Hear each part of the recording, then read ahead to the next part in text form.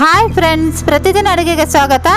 ನಾನಿವತ್ತು ಪ್ರೋಟೀನ್ ಲಾಡು ಮಾಡ್ತಾಯಿದ್ದೀನಿ. ಒಂದು ಕಡಾಯಿ ಬಿಸಿಟ್ಟಿದ್ದೀನಿ. ಒಂದು ಕಪ್ ಶೇಂಗಾ ಬೀಜನ ಹಾಕಿ 3-4 ನಿಮಿಷ ಚೆನ್ನಾಗಿ ರೋಸ್ಟ್ ಮಾಡ್ಕೊಳ್ಳಿ ಸಿಮ್ನಲ್ಲಿ. 3-4 ನಿಮಿಷ ಚೆನ್ನಾಗಿ ರೋಸ್ಟ್ ಮಾಡ್ಕೊಂಡಿದ್ದೀನಿ. ನೋಡಿ, ಈ ಥರ ಸಿಪ್ಪೆ ಬರ್ತಾ ಇದೆ. ಇಷ್ಟಾದರೆ ಸಾಕು. ಒಂದು ಪ್ಲೇಟ್ನಲ್ಲಿ ತೆಗೆದುಬಿಡಿ, ಸ್ವಲ್ಪ ತಣ್ಣಗಾಗಕ್ಕೆ ಇಟ್ಬಿಡಿ. ಇದೇ ಕಡಾಯಲ್ಲಿ 3-4 ಟೇಬಲ್ ಸ್ಪೂನಷ್ಟು ಎಳ್ಳನ್ನ ಹಾಕಿ 1-2 ನಿಮಿಷ ಚೆನ್ನಾಗಿ ರೋಸ್ಟ್ ಮಾಡ್ಕೊಳ್ಳಿ ಸಿಮ್ನಲ್ಲಿ. ಜಾಸ್ತಿ ರೋಸ್ಟ್ ಮಾಡಬೇಡಿ. ನೋಡಿ, 1-2 ನಿಮಿಷ ರೋಸ್ಟ್ ಮಾಡ್ಕೊಂಡಿದ್ದೀನಿ. ಪ್ಲೇಟ್ನಲ್ಲಿ ತೆಗೆದುಬಿಡಿ, ಒಂದು ಸ್ವಲ್ಪ ತಣ್ಣಗಾಗಕ್ಕೆ ಇಟ್ಬಿಡಿ.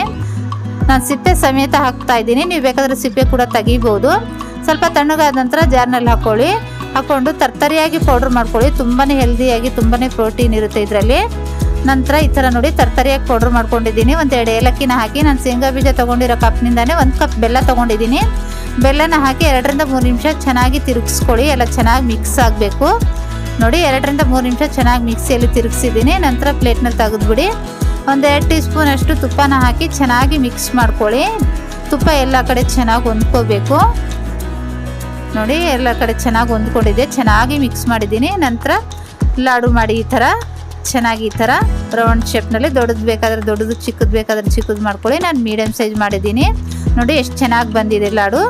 ಎಲ್ಲ ಲಾಡು ಇದೇ ಥರ ಮಾಡ್ಕೊಳ್ಳಿ. ತುಂಬಾ ಹೆಲ್ದಿಯಾಗಿ, ತುಂಬಾ ಪ್ರೋಟೀನ್ ಇರುವಂಥ ಈ ಪ್ರೋಟೀನ್ ಲಾಡುನ ಖಂಡಿತ ಟ್ರೈ ಮಾಡಿ. ಈ ರೆಸಿಪಿ ಇಷ್ಟವಾದರೆ ಲೈಕ್ ಮಾಡಿ, ಶೇರ್ ಮಾಡಿ, ನಮ್ಮ ಚಾನಲ್ಗೆ ಸಬ್ಸ್ಕ್ರೈಬ್ ಮಾಡಿ.